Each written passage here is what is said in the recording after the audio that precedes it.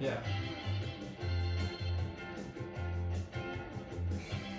Yeah. I'll say hello, wearing traveler.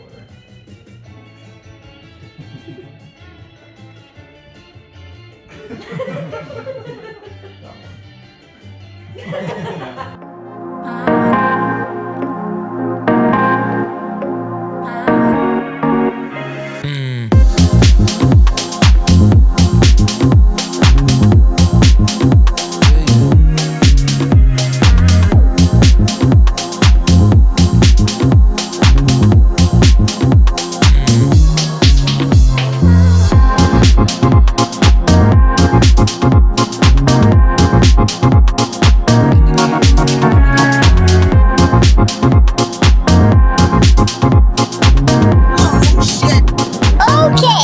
The Big Kahuna. We're talking about the penultimate day, the green stage of the Baker City stage race. We're talking about stage 4. Big Kahuna. It's the 80-mile one. 80-mile road race filled with lots of climbs, finishing in a massive 3,000-foot climb.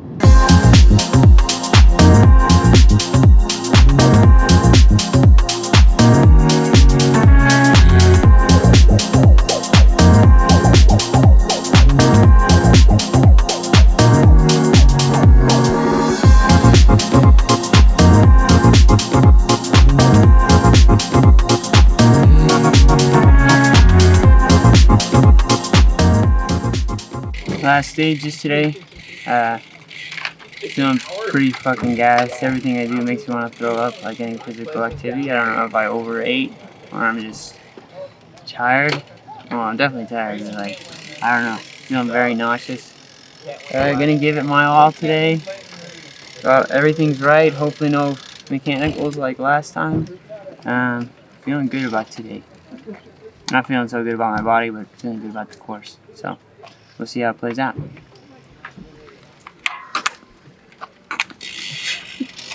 Pretty quickly, the race picked up. Everyone was anxious to get a stage win, make something out of the trip, and a break of 4, or actually 5, was established. Good buddy Cole Clayton from Velo Kings, he was represented in that break. So the 5 of them went up the road, and pretty soon, once we started going into the middle half of the course, they were out of sight. I was pretty content with the break. There was no one in GC up in the break, and I also wasn't really concerned with getting a stage win for the day. All I was really interested in is wrapping up GC, and then approaching the middle section, there was a large climb. The group had started to roll at a pretty steady tempo, especially over the rollers previous to that climb. Halfway up the climb, I decided to take the front and just continue to make it hard, making sure that everyone in the group was hurting a little bit, but also those were really deciding moments where I feel like we could also gain a little time on the break. Pulled for the rest of that climb and then into the descent a little bit, and that kind of motivated a few other guys to start taking pretty hard pulls. And then before you know it, we were rotating pretty hard for like the next hour or so.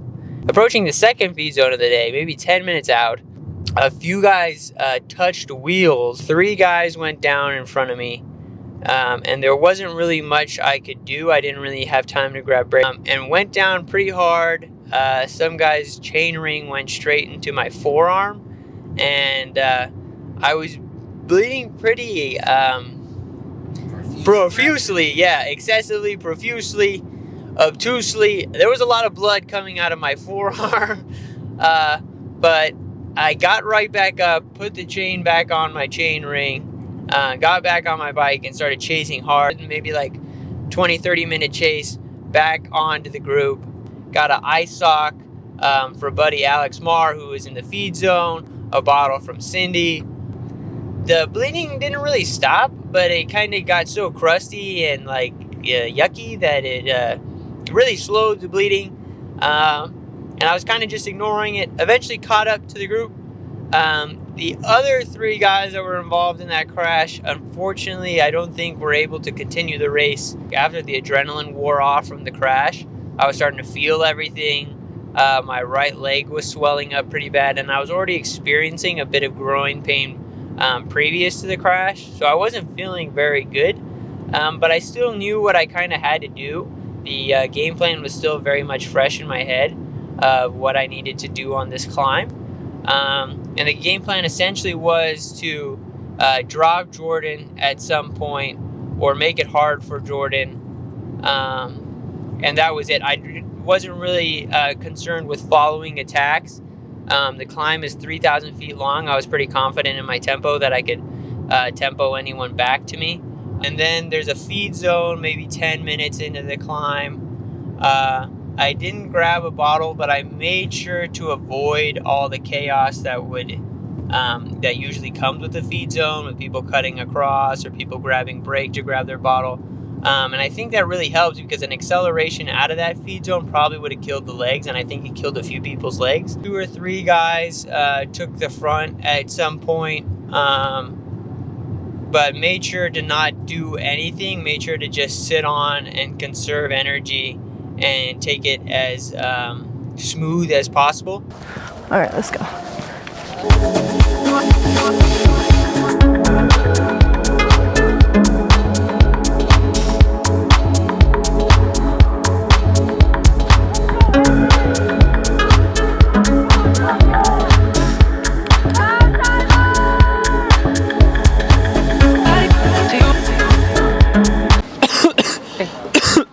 Oh, nice. Okay. I just won the over. So we won. We won. It came down to a sprint finish. I actually went too early. It was a mountaintop finish. Did what I had to. I'll do a full breakdown. But it looks like I took the overall GC and the stage win on the final day. So 2 out of 4 stages. It came down to a sprint. I mistimed my sprint. Went up way too early and then got stuck on the front, and then went again, and I won from the front. So I'm pretty stoked. Thanks to Tyler Williams coaching his sprinting drills. Pretty stoked. Yeah. Sorry that was long. Now to talk about stage 4 for Rio Grande is GC leader Taj Krieger. Hi everybody. It's me. Stage 4, I was looking forward to it because it ends on a long climb, and then it was just me and a Team California and 2 other guys. I was for 5th on the day, and I moved up a lot on GC because a lot of people lost time, but yeah. So another great finish for Taj, 5th out of 78 people in an extremely stacked field, super impressive. Both Taj and I had a great finish to a pretty great stage race, and we're pretty stoked about it.